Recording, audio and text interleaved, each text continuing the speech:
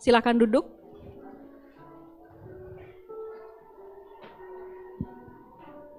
Tes suaranya enggak boleh dibesarin sedikit. Tes. Masuk? Oke. Shalom Bapak Ibu Saudariku sekalian. Hari ini Pastor Jeffrey enggak bersama kita karena beliau melayani di Kalimantan di Gereja City Blessing Pontianak. Karena ada penabisan gembala, jadi beliau mewakili sinode untuk bersama dengan senior pastor di sana untuk menyerahkan tugas penggembalaan kepada pastor yang di bawah beliau ya. Jadi itu yang beliau sampaikan dan itu sangat mendadak dalam minggu ini ya, karena 4 hari yang lalu diberitahu dari tugas dari pusat harus pergi. Jadi saya mendadak diminta ya untuk menyampaikan firman Tuhan. Kita percaya bahwa karya Roh Kudus ada di tempat ini, amin. Beri kemuliaan bagi Tuhan. Shalom Bapak Ibu, kita hari ini akan mendengar firman Tuhan. Saya mengambil firman Tuhan, saya nggak pakai PowerPoint. Saya mau menyampaikan supaya ini yang saya dapat dari Tuhan, apa sih yang saya harus bicara? Tapi saya percaya sebelum saya berbicara, saya mau dapat terlebih dahulu untuk hidup saya. Jadi firman Tuhan yang diambil dari 1 Korintus 7 ayat 17 sampai 24. Saya mempersilakan Bapak Ibu untuk membuka Alkitabnya, baik di gadget boleh, di Alkitab buku juga silakan. Mana yang membuat Bapak Ibu lebih efektif ya. Dan saya berdoa pagi hari ini Roh Kudus berbicara kepada setiap pribadi, kepada kita semua melalui firman Tuhan yang disampaikan. Jadi saudara nanti kalau mendengar firman jangan, oh ini buat suami saya, ini buat istri saya, buat anak saya, buat orang tua saya. Enggak, itu buat saya. Amin. Mari kita berdoa. Bapa, kami bersyukur hari ini kami akan mendengar firman-Mu. Kami tahu Roh Kudus ada bersama-sama kami. Karena itu bahwa kami ketika mendengar firman Tuhan, kami bukan hanya menjadi pendengar saja yang lalu lewat begitu saja. Tapi biar mendengar, menyimak baik-baik dan menerimanya itu di dalam hati dan pikiran kami. Roh Kudus, Engkau yang mengerjakannya di dalam hati kami sehingga firman yang disampaikan hari ini itu boleh bertumbuh. Itu sesuatu yang memberkati kehidupan kami. Sehingga kami semakin terus dalam melekat dengan Kristus. Di dalam nama Yesus kami berdoa. Oke, ayatnya sudah ditulis ya. Saya ambil judulnya sesuai dengan perikopnya. Hidup dalam keadaan seperti waktu dipanggil Allah. Kita boleh membacanya bersama-sama. Yang pria membaca ayat yang ganjil dan yang wanita boleh membaca ayat yang genap. Kita mulai, untuk yang pria boleh membacanya 1, 2, 3 sampai ayat 24 ya.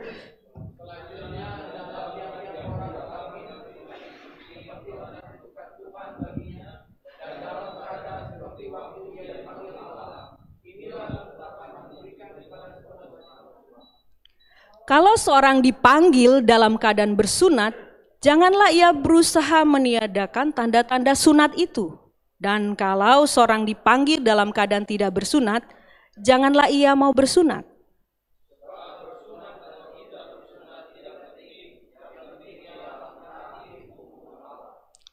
Baiklah tiap-tiap orang tinggal dalam keadaan seperti waktu ia dipanggil Allah.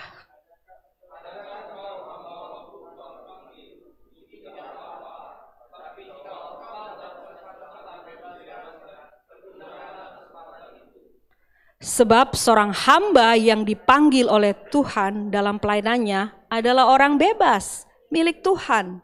Demikian pula orang bebas yang dipanggil Kristus adalah hambanya.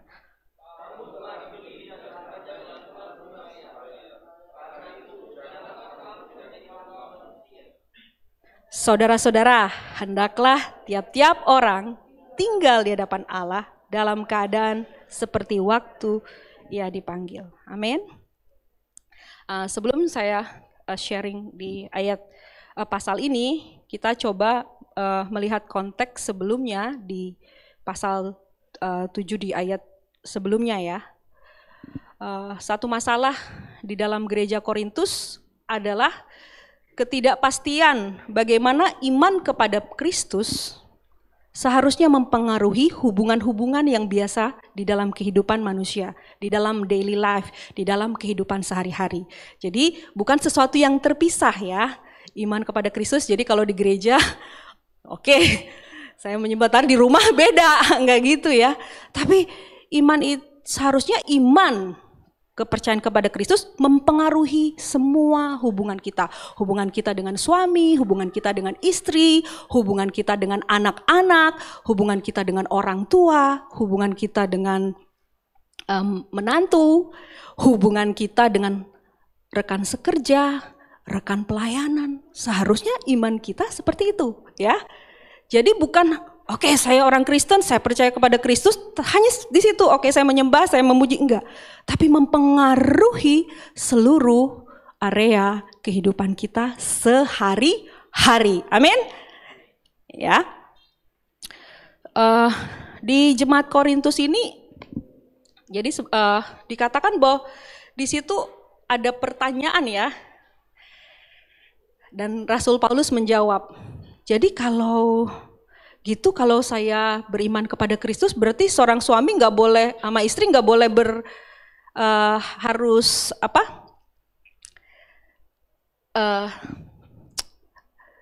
bertarak ya. Oh, nggak boleh ya mempunyai hubungan yang seksual kalau saya secara harus suci, nggak begitu ya, nggak seperti itu. Tetapi Rasul Paulus menjelaskan bahwa jika salah satu pasangan menikah, kan di situ ada kesepakatan ya, kesepakatan bersama gitu, boleh, tapi kalau lama-lama jangan gitu ya. Nah itu jadi tidak merubah. Jadi kalau ikut Kristus berarti saya nggak boleh lagi nggak seperti itu ya hubungan. Nah terus kemudian kalau ada pasangan yang di dalam Tuhan, tapi salah satu pasangannya tidak di dalam Tuhan, bagaimana? Apakah saya sebagai orang yang percaya harus menarik diri agar tetap murni? Saya harus menceraikan pasangan saya, meninggalkan pasangan saya. Itu ada ya di ayat sebelumnya saudara baca. Tapi Paulus menjawab tidak. Tinggallah di dalam hubungan di mana Anda berada ketika Anda memanggil percaya kepada Kristus. Iman kepada Kristus sebagai Tuhan dan Juru Selamat tidak akan pernah merusak covenant kita dalam pernikahan yang Allah tetapkan pada waktu penciptaan. Jadi Rasul Paulus memang mengizinkan jika pasangan yang tidak percaya meninggalkan pasangannya, yang tidak percaya ya, bukan yang percaya, yang tidak percaya, nggak mau lagi berhubungan dengan pasangan yang percaya, oke, bisa. Tapi kalau yang percaya, Rasul Paulus menyatakan bahwa pasangan yang percaya itu, dengan kata lain, beriman pada Kristus tidak menjadikan seseorang ingin meninggalkan hubungan-hubungan yang ditetapkan oleh Allah, melainkan untuk menguduskan mereka dengan kesabaran, dengan doa, dengan kerendahan hati, dengan keteladanan kita. Pasangan yang percaya ingin memenangkan pasangannya yang tidak percaya. Jelas Bapak Ibu ya? Jadi jangan, wah kalau aku sudah sungguh sama Tuhan tapi suamiku ini enggak, ini istriku enggak. Udah biarin dah, aku cuek aja, aku tinggalin, enggak kayak gitu saudara ya. Tapi di sini Rasul Paulus bilang dengan sabar, dengan doa, dengan keteladanan. Saudara percaya, saudara mengharapkan bahwa bisa memenangkan pasangan saudara. Amin.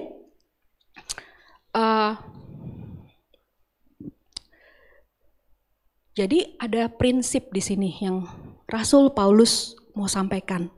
Tinggallah dalam hubungan-hubungan Anda yang telah Allah tetapkan. Jangan berusaha untuk meninggalkan atau menghancurkan hubungan-hubungan itu. Ya, kecuali pasangan yang tidak percaya tadi yang membatalkannya ya. Nah, jadi apa sih selanjutnya kaitannya ya dengan ayat yang akan kita bahas pada pagi hari ini. Jadi setelah membahas prinsip tinggal di dalam hubungan pernikahan yang telah Allah tetapkan ketika Anda menjadi orang Kristen, Paulus membahas prinsip dalam dua kaitan lainnya di dalam pasal 7 ayat 17 sampai 24.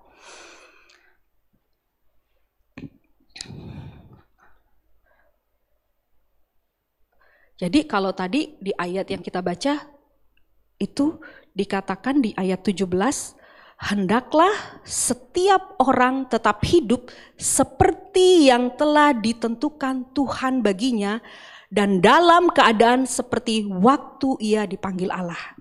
Ya.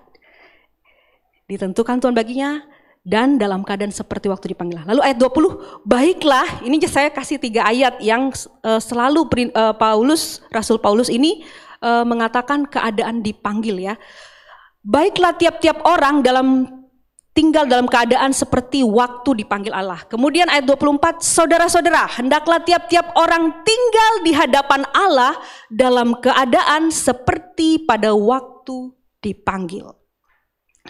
Jadi ada 3 ayat yang terus berbicara ya, pada waktu tinggal di dalam keadaan seperti waktu dipanggil.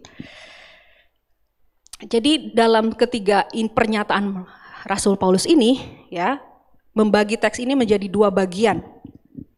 Ya kalau kita lihat itu di ayat yang 17 ya, ditetapkan Tuhan dalam keadaan waktu dipanggil. Lalu ayat 18-19 mengenai orang Yahudi dan bukan Yahudi, sunat itu kan dan tidak sunat orang Yahudi dan bukan Yahudi.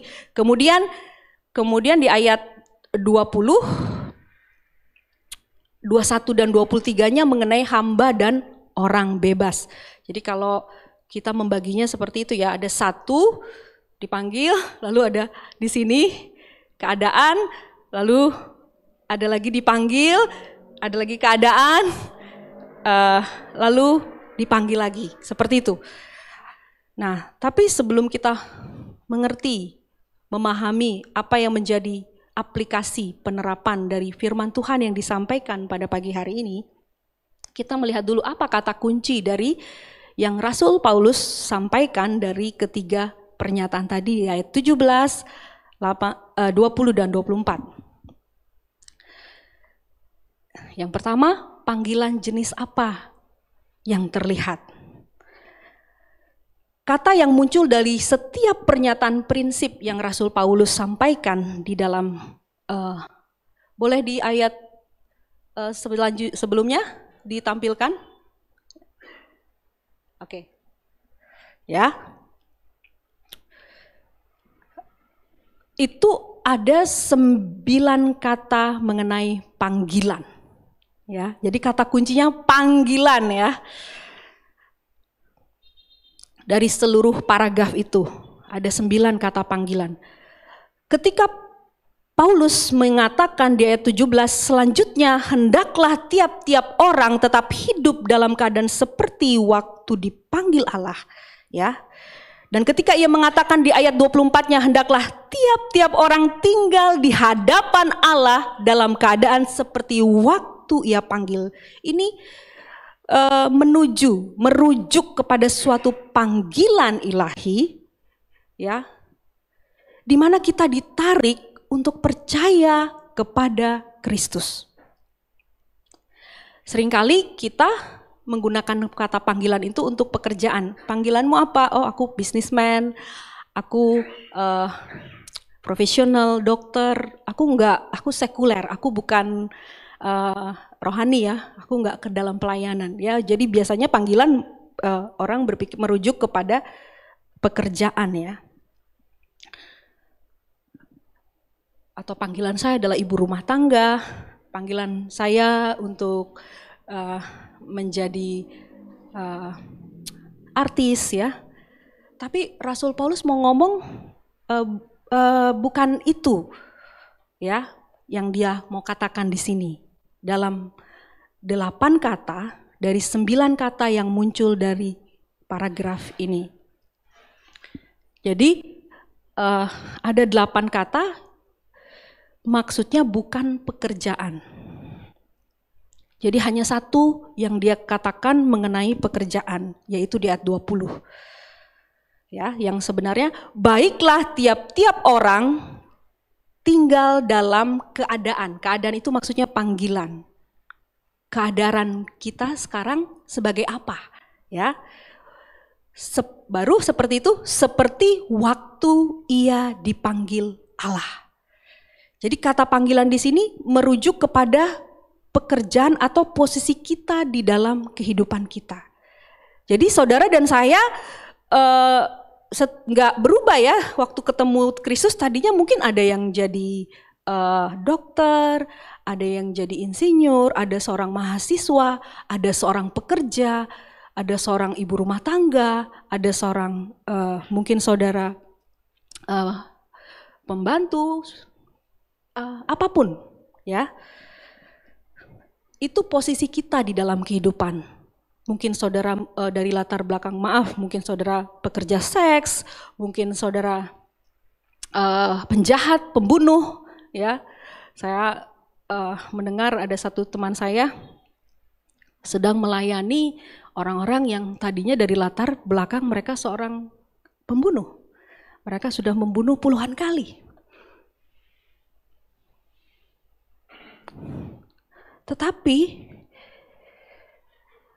di tengah pekerjaan atau posisi kita di dalam kehidupan kita, panggilan yang lain datang dari Allah. Amin.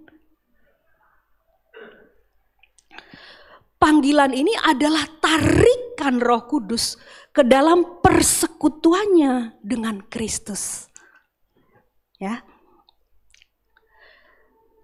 Secara yang sederhananya gini, panggilan Allah yang datang kepada seseorang dalam pekerjaannya merupakan kuasa Allah untuk menobatkan ya jiwa melalui Injil, termasuk saya dan saudara. Amin.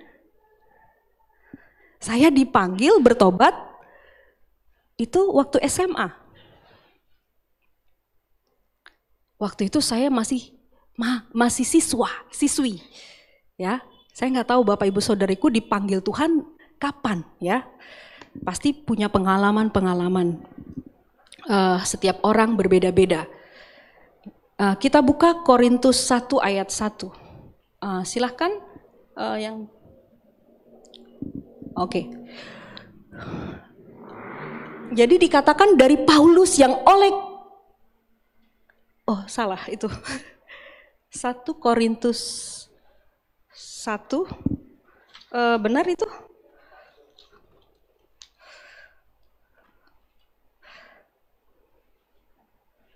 Oke.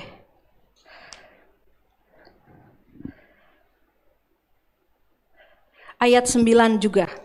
Ayat 9 coba kita buka, itu ayat 1 ya, benar, dari Paulus yang oleh kehendak Allah dipanggil menjadi Rasul Kristus dari Sostenes saudara kita. Lalu kemudian ayat 9, Allah yang memanggil kamu kepada persekutuan dengan anaknya Yesus Kristus Tuhan kita adalah setia. Jadi saudara dan saya, Bapak Ibu dan saudara-saudariku sekalian, Allah memanggil kita kepada persekutuan dengan anaknya Yesus Kristus Tuhan kita. Amin. Maka semua orang Kristen dan hanya orang Kristen yang dipanggil dalam arti ini. Jadi kalau di luar Kristen enggak ya, masuk di dalam persekutuan ya dengan anaknya Yesus Kristus. Jadi panggilan dari Allah ini berbeda di satu sisi dari panggilan pekerjaan kita. Ya. Nah, tapi juga ada dikatakan di Matius 22 ayat 14, banyak yang dipanggil tetapi sedikit yang dipilih. Tapi ini merujuk kepada panggilan Injil yang ditujukan kepada seluruh dunia, yang didengar oleh banyak orang, ya.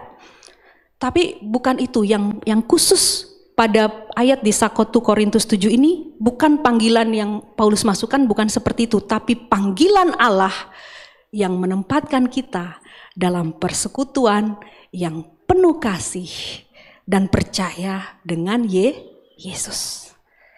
Suatu panggilan yang kuat, yang efektif, yang membawa kita kepada Kristus. Amin. Tidak ada seorang pun datang kepada Kristus kalau Bapa tidak mengaruniakannya. Yohanes 6 ayat 44 ya. Yohanes 6 ayat 65. Kalau nggak melalui, kalau Bapa nggak kasih, kamu nggak bisa kepada Kristus. Kalau Bapa nggak mengaruniakannya ya. Jadi ini panggilan yang lebih kuat lagi, lebih dalam lagi, supaya kita lebih kuat, lebih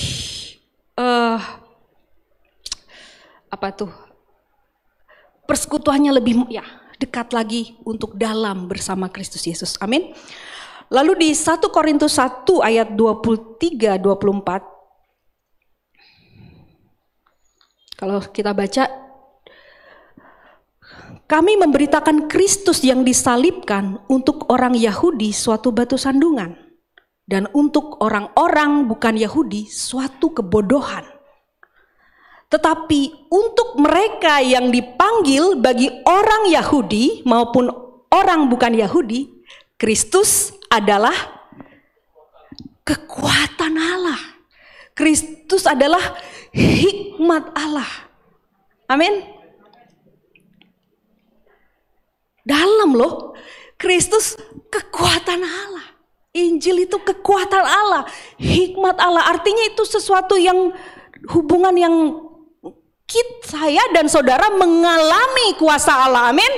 Mengalami hikmat Allah di dalam kehidupannya.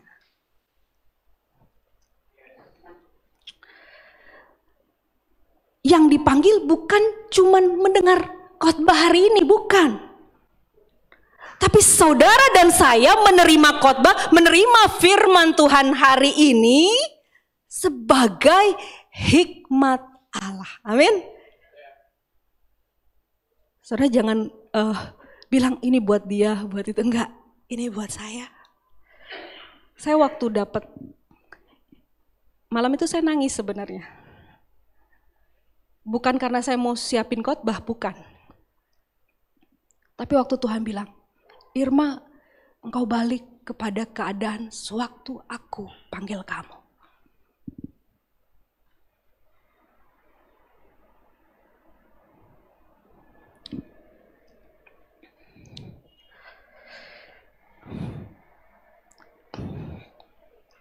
Jadi ada perbedaan antara panggilan yang umum, Allah memanggil semua orang, ya, dan panggilan yang efektif.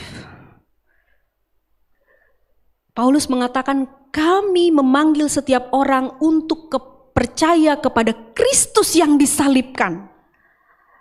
Tetapi banyak orang Yahudi menemukan panggilan itu jadi batu sandungan, ya. Kenapa? Karena mereka bilang ya masih menanti-nantikan Mesias ya. Jadi ketika Mesias datang, batu sandungan bagi mereka. Dan orang Yahudi bilang kebodohan. Kok percaya sih sama orang yang banyak orang ya bilang itu kamu bodoh ya percaya sama Kristus, banyak. Tetapi orang-orang yang dipanggil saya dan saudara, yaitu secara kuat dan efektif ditarik kepada Kristus untuk menemukan panggilan yang ilahi. Amin. Panggilan Injil, yaitu adalah kuasa dan hikmat Allah. Jadi kita harus tetap tinggal dan hidup bersama-sama dengan Allah dalam keadaan seperti pada waktu kita dipanggil. Jadi tetap dalam keadaanmu seperti kamu bertobat. Amin. Kita mungkin ada yang sudah 2 tahun, 3 tahun, 10 tahun kan bertobat terima Tuhan. Mungkin ada yang baru berapa hari ini ya, yang berapa lalu masih baru dibaptis ya. Ada yang.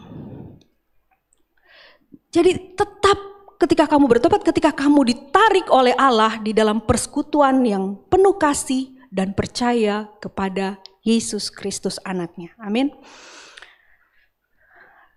Jadi ingat loh kembali kepada waktu kamu dipanggil. Kamu ada dalam persekutuan yang erat gak dengan Tuhan? Kita mengalami nggak kuasa Allah di dalam hidup kita? Atau kita sudah lupa?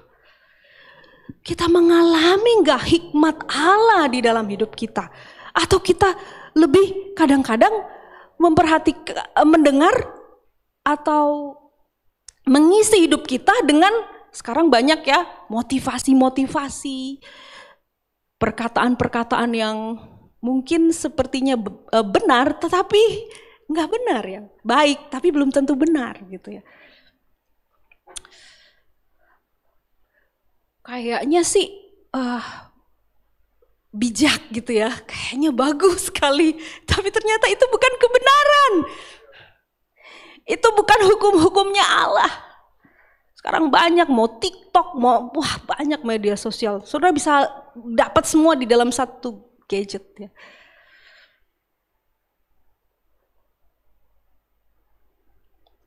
Saya bingung, ada satu artis, saya tuh jarang baca-baca ya, tapi satu artis dia punya anak dan anaknya mengumumkan bahwa dia mempunyai jenis kelamin netral.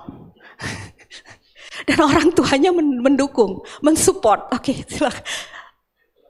Aduh, serem ya. Tuhan, dunia ini ngeri ya. Kalau kita nggak intim dengan Engkau, kita nggak melekat dengan Engkau, kita nggak mengalami kuasa Tuhan, hikmat Allah di dalam kehidupan kita. Itu itu bisa terjadi bukan hanya kepada orang itu, tetapi juga kepada kita semua. Kalau kita nggak melekat dengan Tuhan, kan ada ya, kalau ada ya satu ayat, saya minggu lalu kalau nggak salah dibagiin, bertolong-tolonglah menanggung bebanmu. Coba boleh ditayangkan? Ada ayat Alkitabnya?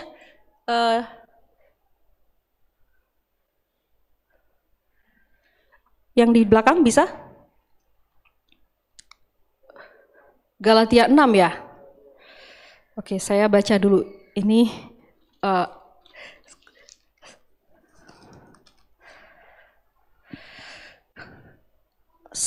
kemarin tuh sebenarnya dibagikan sama yang menyampaikan persembahan pengumuman nih kalau nggak salah ya minggu lalu. Tetapi saya baca lagi satu perikop, nggak baca satu ayatnya itu lagi. Jadi dikatakan di ayat 1, saudara-saudara, kalau seorang kedapatan melakukan suatu pelanggaran, maka kamu yang rohani harus memimpin orang itu ke jalan yang benar dalam roh yang lemah lembut sambil menjaga dirimu sendiri supaya kamu jangan kena pencobaan. Amin. Jadi nggak bisa kita tuh kadang-kadang kita ya, itu orang dasar begitu. Kita judge, kita menghakimi orang itu, termasuk saya. Tapi dikatakan dengan roh yang lemah lembut, ya, yang kamu yang rohani memimpin orang itu ke jalan yang benar sambil menjaga diri kamu supaya kamu tidak jatuh ke dalam pencobaan. Bayangin, berarti itu bukan buat dia aja, tetapi buat kita juga harus berhati-hati. Wow.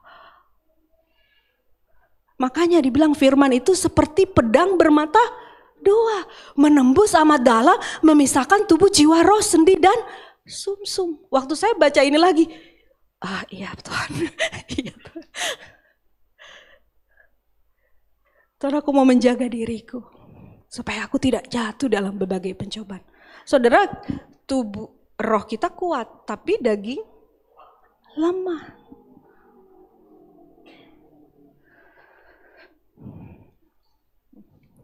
Amin. Lanjut ya. Tetapi cara Paulus menggunakan ya,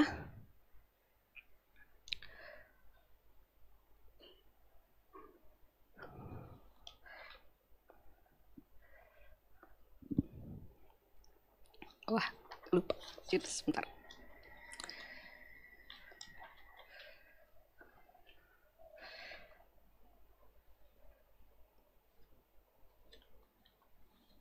Sebentar, catatannya. Jadi Sekarang apa yang kita terapkan dari ayat firman Tuhan? Tadi kan kita udah lihat kata kuncinya panggilan ya, bisa membedakannya ya. Apa yang dimaksudkan dengan panggilan? Jadi bukan panggilan pekerjaan, tapi ada panggilan ilahi ya. Bagaimana kita di dalam persekutuan dengan Kristus. Nah, yang diterapkan pada saat ini adalah prinsip yang diterapkan Rasul Paulus. Itu pada orang Yahudi dan orang bukan Yahudi. Ya, kita lihat lagi ya ayatnya ya. Tolong ditampilkan lagi 1 Korintus, Roma, Korintus. Ya.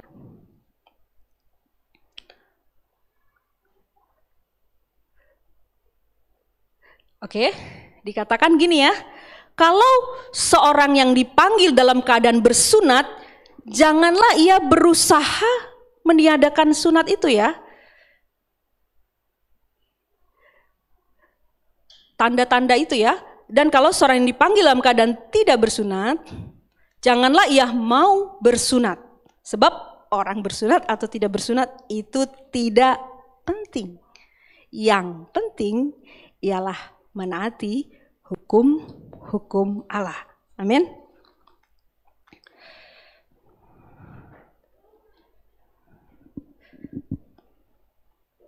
Jadi di sini menerapkannya, jadi jika Anda dan saya bertobat sebagai orang bukan Yahudi, jangan coba untuk jadi orang Yahudi.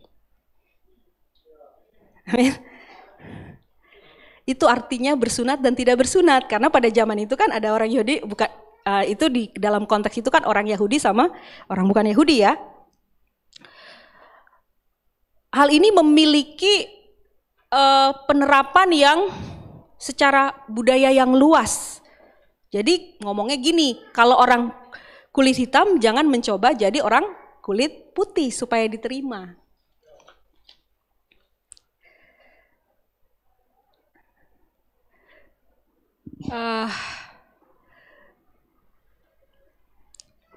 Maksudnya bukan Pak Rasul Paulus bukan maksudnya untuk tidak mengabaikan mengenai budaya ya, bukan.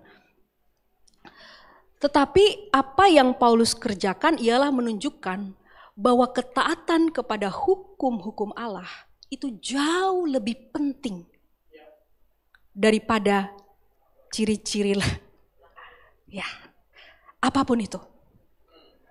Tidak penting bagi orang Kristen. Yang penting kamu taat nggak sama hukumnya Allah, ya. Tapi bukan maksudnya dia mengabaikan budaya ya.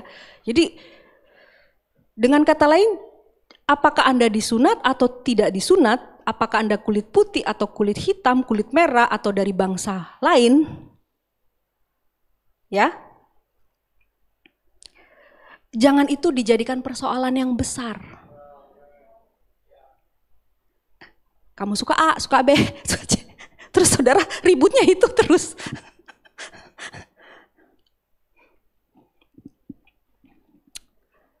Tapi jadikanlah ketaatan sebagai persoalan yang penting.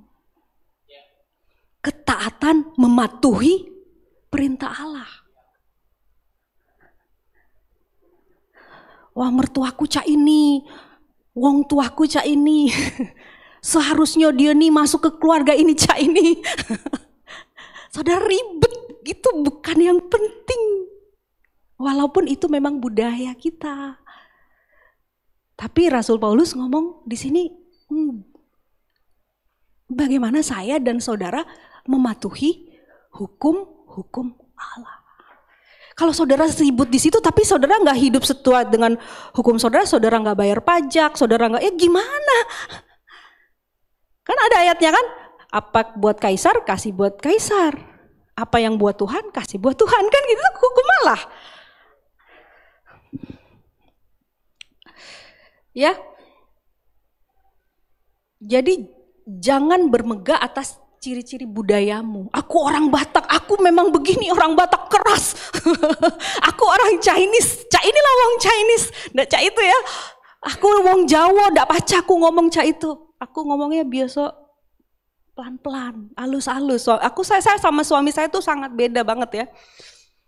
Walaupun saya orang Batak, orang Karo, suami saya wong Palembang. Budayanya, dia Batak, Palembang, campur Padang, udah beda banget. Tapi saya nggak paksa suami saya seperti yang saya mau, atau suami saya paksa seperti yang saya mau. Tapi ketika kebenaran firman, ketika kita memiliki persekutuan dengan Allah, keintiman, kita mengalami kuasanya, mengalami hikmatnya. Ketika saudara di dalam persekutuan dengan Yesus Kristus melalui firman Tuhan, melalui hubungan dengan Kristus, saudara berubah. Cara pikir saudara, cara pandang saudara, pengharapan saudara akan sangat berbeda. Amin. Jadi jangan jangan bersungut-sungut, jangan bermegah atas ciri-ciri itu. Itu nggak penting bagi Allah.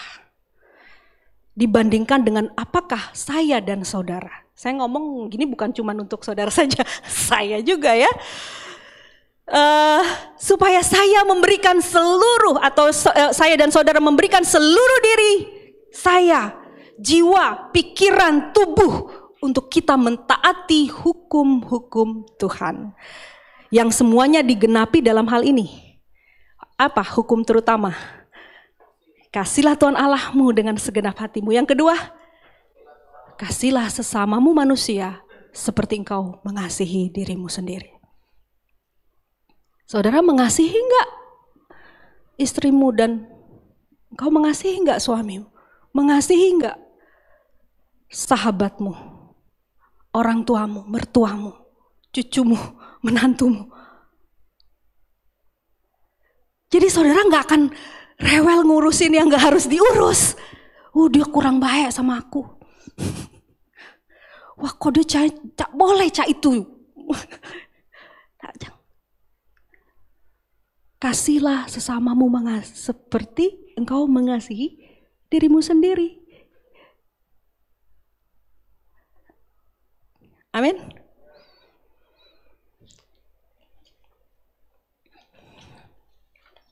Oke. Ayat 21-23, untuk menerapkan prinsipnya itu ya.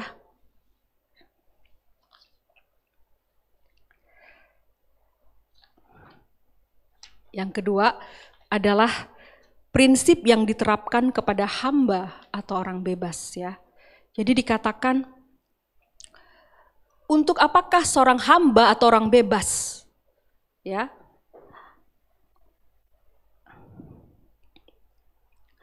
Hendaklah tiap-tiap orang tinggal di hadapan Allah dalam keadaannya seperti waktu dia panggil. Ya, kalau kita lihat ayatnya tadi, saya kecil ya, maaf saya nggak pakai kacamata jadi rada.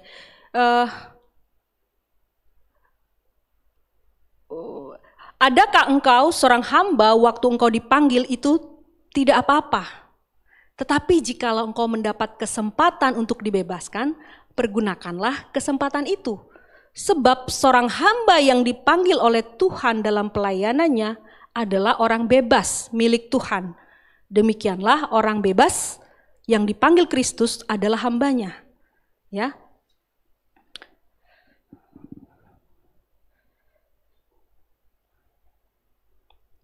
Jadi apakah kamu dipanggil sebagai hamba, jangan biarkan itu menjadi suatu kesusahan bagi kamu. Amin. Jadi maksudnya gini, pada saat itu konteksnya banyak budak ya. Orang-orang yang gak merdeka pada saat itu. Tapi orang itu jadi percaya kepada Tuhan. Tapi jangan biarkan itu menjadi kesusahan ya bagi kamu, untuk kamu sebagai orang yang sudah dimerdekakan, kamu yang sudah mengalami Kristus di dalam hidup kamu. Ya, maksudnya itu ya, maksud Rasul Paulus ya. Jangan biarkan status kamu menjadi hamba itu membuat kamu cemas. Tapi sebaliknya gunakan itu untuk menaati Kristus. Sehingga kita bisa memuliakan ajaran Allah, juru selamat kita yang agung. Amin. Jadi dari ayat 8 ini, 18 ini, maksudnya gini, ketika kita, saya dan saudara Anda dipanggil dalam persekutuan dengan Kristus, pasti ada serangkaian yang utama dalam kehidupan kita, yang radikal untuk kita berpusat kepada Kristus. Sehingga jika saya dan saudara adalah seorang hamba, seharusnya kita enggak mengeluh. Apakah seorang hamba ketika dipanggil? Maksudnya saudara tuh enggak mengeluh apapun posisimu. Mungkin kamu untuk orang miskin, orang susah, atau aduh saya pegawai rendahan, atau saya status sosial saya enggak seperti dia, enggak gitu ya. Apa Anda pekerja kasar? Enggak apa-apa. Amin. Di dalam Kristus sama. Apa itu pekerjaan itu dihargai, enggak dihargai? Ada yang pekerjaannya cleaning service, membersihkan WC, ya. Tidak apa-apa. Seperti tadi, bersunat tidak bersunat tidak apa-apa. Gak penting, tapi apapun kamu, posisimu, keadaanmu, yang penting adalah memahami hukum Allah, mentaati hukum Allah. Amin. Saya orangnya, ini saya dibukain, saya tuh orangnya sebenarnya dulu minderan orangnya. Kalau merasa orang tua saya tidak cukup berada. Kalau ada orang yang lebih dari saya cenderung minder, cenderung kayak rendah diri. Nggak kelihatan sih, kayaknya rohani ya. Tapi sebenarnya di dalam hati saya tuh, saya nggak enak gitu. Kalau ada orang yang kayaknya status sosialnya lebih tinggi dari saya, itu kayaknya saya nggak dianggap ya gitu. Saya nggak punya rasa aman. Tapi setelah saya tahu kebenarannya, saya mengalami kuasanya. Saya mengalami, itu sudah di dalam Tuhan loh, bukan belum di dalam Tuhan. Saya sudah di dalam Tuhan tapi saya masih bisa begitu. Saya kayaknya kesannya, udahlah saya nggak usah bergaul dengan orang yang itu. Udahlah saya nggak mau melayani lah orang yang, misalnya kalau orang kaya itu susah diomongin, susah dikasih tahu kebenaran, karena punya uang, bisa membeli dengan uang apa saja. Jadi saya nggak mau melayani orang kaya. Saya takut nanti dia pasti begini, tapi Tuhan bilang kabar baik itu untuk semua orang. Amin. Tuhan gak bilang hanya untuk satu kelompok, itu untuk semua orang. Injil itu untuk semua orang.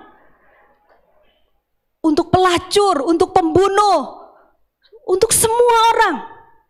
Saya mau bagi sama saudara, Injil itu untuk teman-temanmu. Injil itu untuk pembantumu. Injil itu untuk karyawanmu di kantor. Itu tugas saya dan saudara. Jangan batasi dirimu.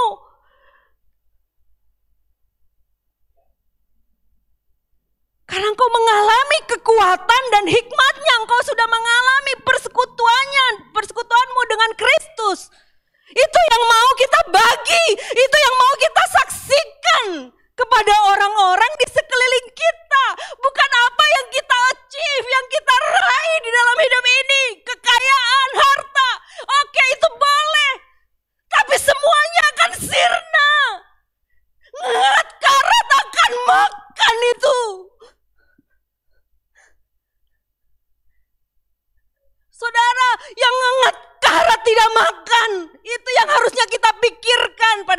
ini yang kita kumpulkan bukan cuma harta. Benar kita perlu uang, benar kita perlu kekayaan untuk kita bisa menjadi berkat bagi banyak orang. Tapi itu harusnya menjadi motivasi kita, bahwa ketika kita diberkati, kita bisa memberkati. Amin.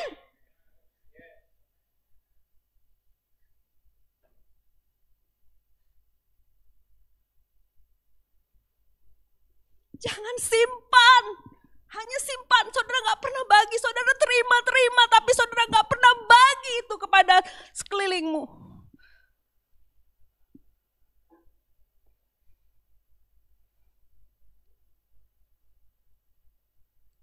Maka Tuhan bicara sama saya, Irma, balik kepada keadaanmu sewaktu engkau dipanggil oleh Tuhan. Saya tahu saya disertai Allah, amin.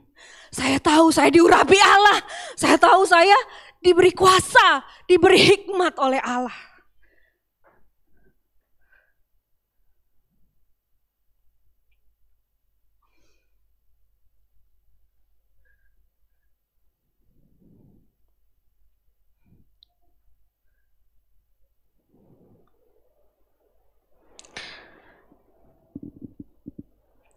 Oh, praise you, Jesus.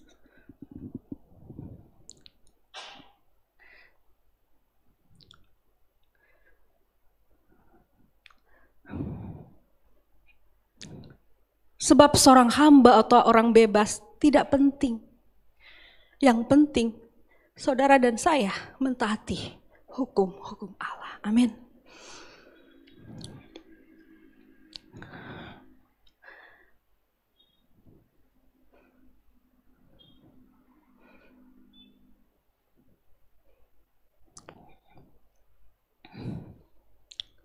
Di dalam Kristus kita adalah orang bebas. Amin. Kita telah dibeli dengan suatu harga. Dan jangan biarkan seorang pun memperhamba jiwamu. Jangan biarkan uang memperhamba jiwa. Jangan biarkan dunia memperhamba jiwamu. Bersukacitalah di dalam Tuhan. Berharaplah pada Dia. Kamu tahu bahwa kita orang-orang yang sudah dimerdekakan. Amin. Jangan jadi sombong. Karena kita ini hamba Kristus. Amin. Ada otoritas, yaitu Kristus di atas kita. Dan makanya kita harus tetap rendah hati dan taat.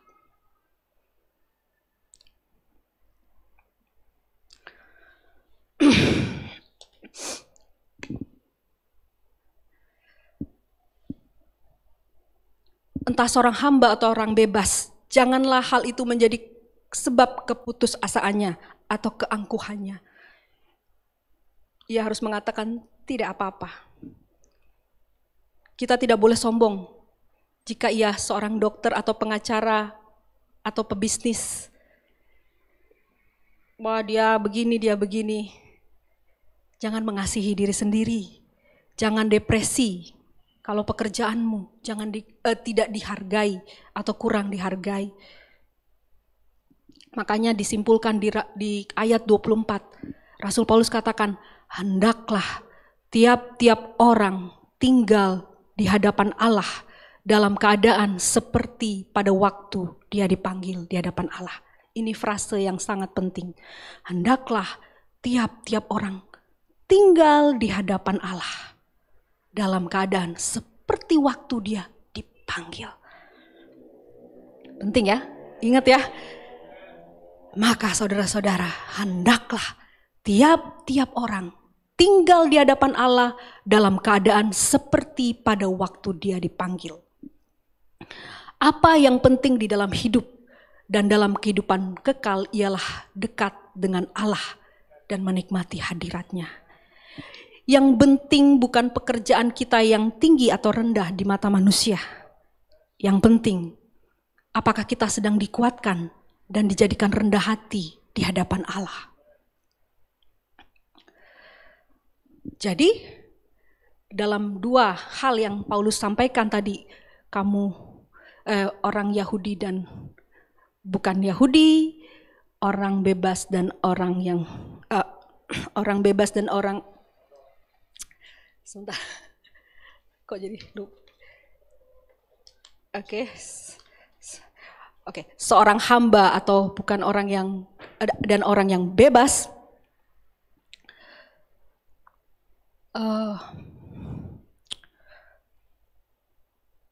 Yang penting, yang jauh lebih penting daripada semuanya itu adalah kita mentaati hukum-hukum Allah dan menikmati hadiratnya. Amin. Jadi jauh lebih penting dari semuanya pekerjaan atau budayamu. Sehingga seharusnya kita semua merasa terdorong untuk mengubah posisi kita. Saya dan saudara jangan digerakkan oleh keputusasaan atau ketakutan. Tidak juga dipikat oleh kekayaan atau keangkuhan. Tapi kita harus mampu mengatakan kepada posisi kita, tidak apa-apa. Itu bukan hidup saya. Hidup saya mau mentaati Allah dan menikmati hadiratnya. Amin. Jadi maksudnya dari sini tuh keadaanmu waktu dipanggil. Waktu pertama kali. Saudara bisa bayangkan waktu pertama kali Tuhan memanggil engkau. Selain dari posisimu pada saat itu, Tuhan panggil. Supaya saya menikmati hadirat Tuhan. Supaya saya mentaati hukum Allah. Amin. Ada 4 penerapan yang bisa kita lakukan. Ya. Jadi saya mau simpulkan ya. Allah sangat jauh lebih peduli dengan cara Anda melakukan pekerjaan yang sekarang ketimbang apa yang Anda mendapat pekerjaan yang baru. Ini untuk para pekerja ya. Wah, nggak puas dengan ini, nggak puas dengan ini, nggak puas dengan ini. Dari ayat tadi ya. Allah tuh peduli bagaimana kita sebagai seorang karyawan di dalam kantor kita. Baik saudara sebagai guru, seorang perawat, seorang bisnismen, seorang pelayan termasuk saya, seorang satpam, dokter, manajer, pembersihkan rumah, mungkin saudara seorang yang menjaga anak, ibu rumah tangga, misionaris, pendeta, itu termasuk saya ya. Apa yang kita semua perlu dengar bahwa yang ada pada hati Allah bukan apakah kita beralih dari satu pekerjaan ke pekerjaan lain. Kadang-kadang kita nggak puas ya. Kayaknya ini aduh tekanan di kantor. Aduh begini, si A begini, si B gini, aturannya terlalu begini. Tetapi apakah kita di dalam pekerjaan kita, di dalam pelayanan kita sedang menikmati hadirat Allah yang dijanjikan itu. Yang kita ingat sewaktu kita dipanggil masuk di dalam persekutuan dengan Kristus Yesus. Apa kita menaati hukum-hukumnya dengan cara kita melakukan pekerjaan kita? Amin.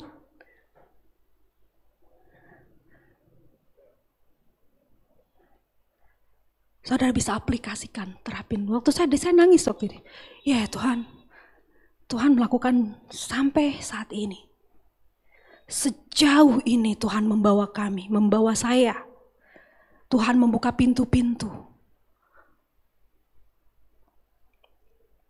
Tapi bagaimana saya menikmati gak hadirat Tuhan di dalam pelayanan saya? Saya menaati gak hukum-hukum Allah di dalam pelayanan saya?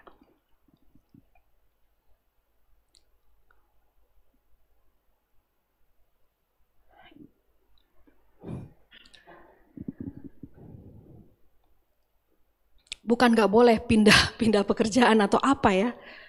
Tetapi Kita harus tahu bahwa kalau Tuhan panggil saudara di satu tempat, itu bukan satu kebetulan. Itu rencana Allah dalam hidup kita.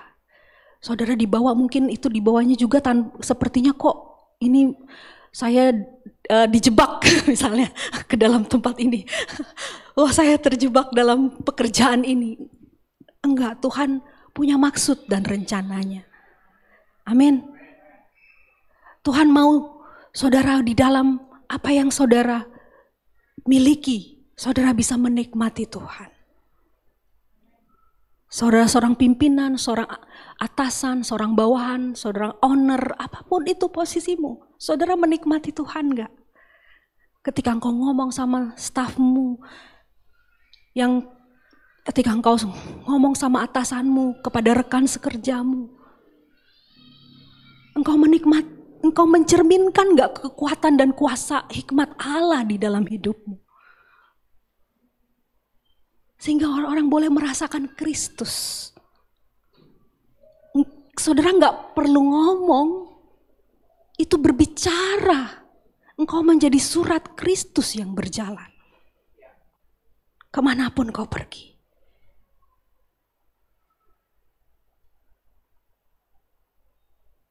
Amin.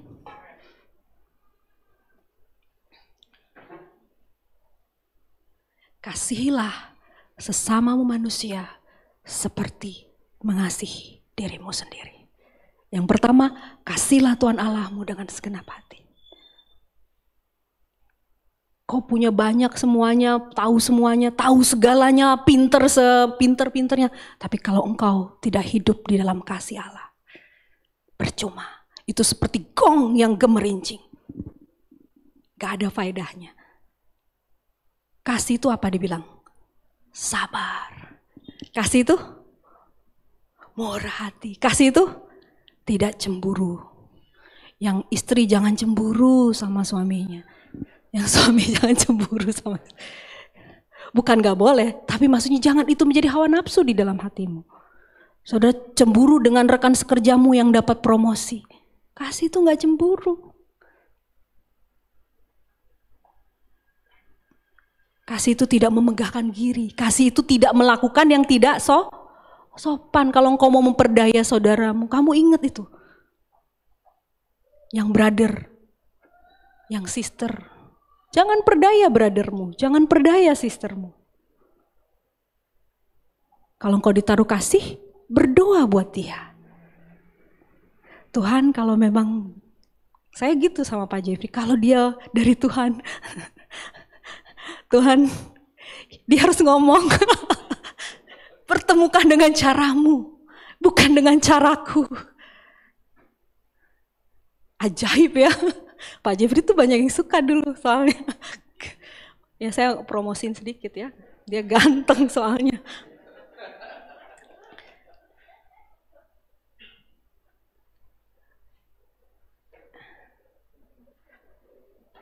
Berdoa. Saudara berdoa berlutut Tuhan. Nah, jadi ini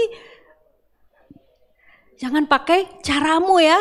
Cara manusia itu nggak elegan. Tapi caranya Allah tuh elegan, amin. Kalau kenalan boleh kenalan gitu, tapi kan itu semua Tuhan yang memimpin dan menuntunnya, amin. Tetapi kalau pekerjaan itu tidak sesuai dengan hadirat Allah, ya, yang tadi kita bisa menikmati, saudara nih tadinya misalnya seorang maaf ya, pelacur, udah ketemu Tuhan. Ya nggak mungkin lagi tinggal di dalam pekerjaan itu kan. Kamu harus keluar dari pekerjaan itu. Karena nggak mungkin saudara menikmati hadirat Allah kan di situ. Ya, jelas ya. Jadi jangan, maksudnya tinggal dalam keadaan itu bukan maksudnya keadaan yang akhirnya sebenarnya saudara tidak menikmati, saudara yang tidak bisa menikmati hadirat Tuhan ya, bukan. Nah.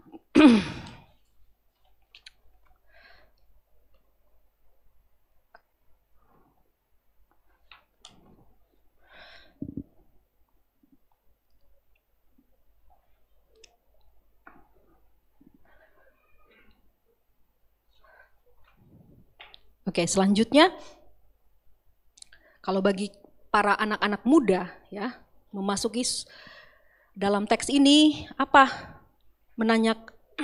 Saudara bisa menanyakan kepada dirimu, apa kehendak Allah bagi hidup saya? Dikatakan di 1 Tesalonika 4 ayat 3, kehendaknya adalah pengudusan ya. Coba kita buka 1 Tesalonika. Ini terakhir ya. 1 Tesalonika. Nah, coba Yobel baca.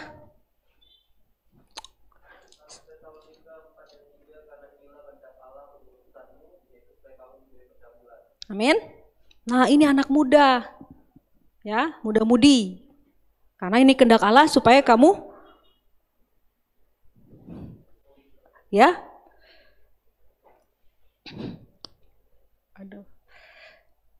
Pengudusanmu yaitu supaya kamu menjauhi percabulan. Jadi Tuhan ingin kita hidupku kudus, ya.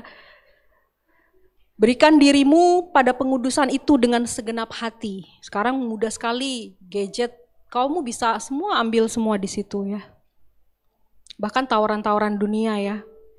Pengudusan itu bukan berarti kamu bukan ngelihat cuman film porno ya. Bukan hanya itu tentang kekudusan Allah.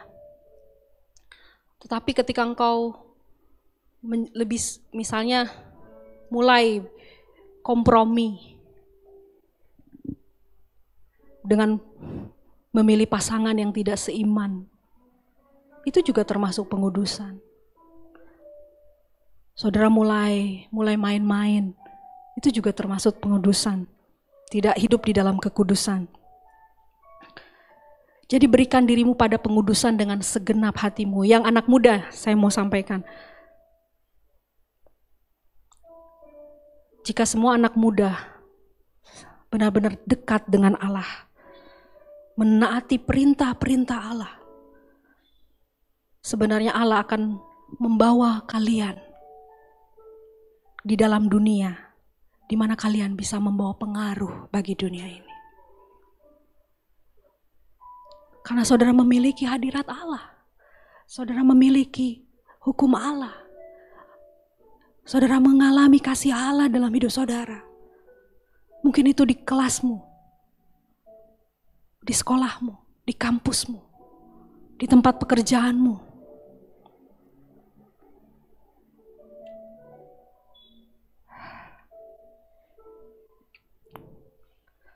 Anda melakukan tugasnya Allah. Anda menjadi duta-dutanya Kristus, duta-duta kerajaan Allah. Amin.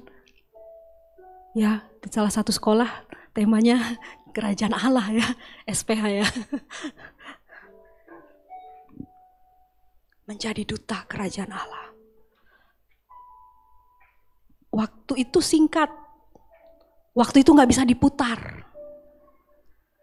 Bersyukur kalau anak muda bisa mengenal Tuhan sekarang. Kadang saya iri dengan anak saya. Saya dulu mengenal Tuhan nggak seumur mereka. Saya baru SMA. Bahkan yang sungguh-sungguhnya saya baru kuliah. Tapi kalau dari kecil kenal Tuhan, banyak waktunya ya untuk kita bisa menjadi berkat, menjadi terang dan garam. Saudara membawa dampak yang begitu besar bagi generasi ini. Itu mungkin bukan Pak Jeffrey dan Ibu Irma. Mungkin Fafa, Josephine, dengan gayamu. Tapi engkau menjadi berkat bagi generasimu. Bagi teman-temanmu di sekolah. Karena saya pengikut Kristus. Karena saya membawa keharuman Kristus di dalam hidup saya. Anak muda, saudara ingat panggilan. Ingat bagaimana waktu engkau dipanggil Allah. Ingat siapa dirimu di dalam Kristus. Ingat bagaimana persekutuan yang erat dengan Kristus.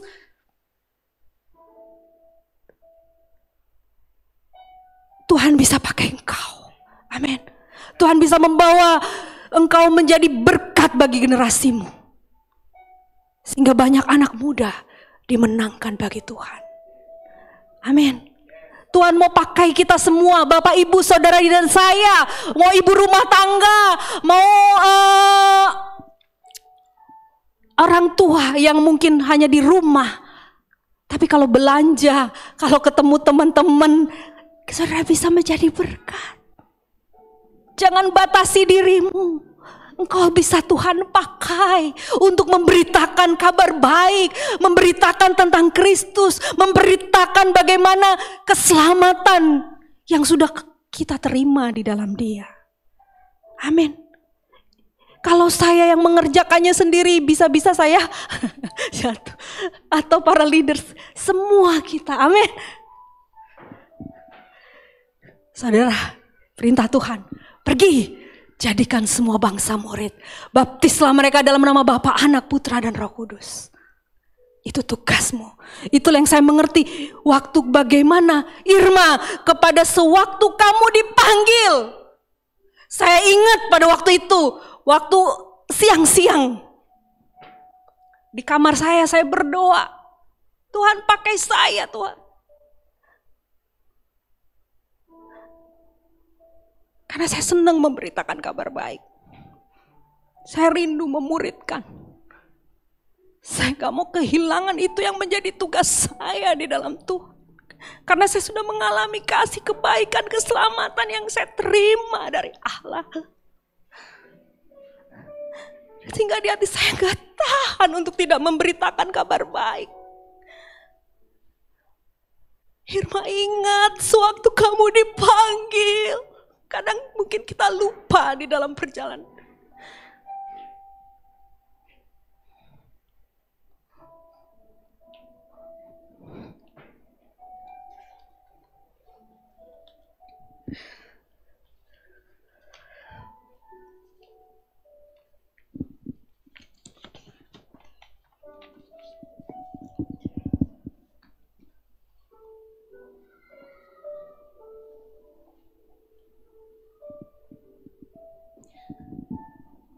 Roh Kudus bicara bagi kami semua pada siang hari ini. Hamba-Mu berdoa ini bukan cuma sekedar firman yang lewat begitu saja.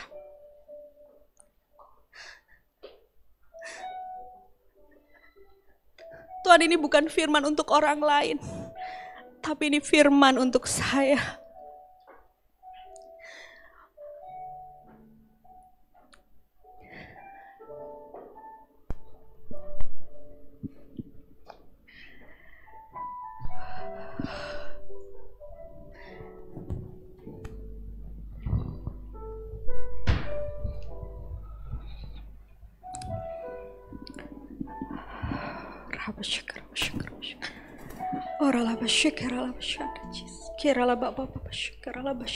Jesus.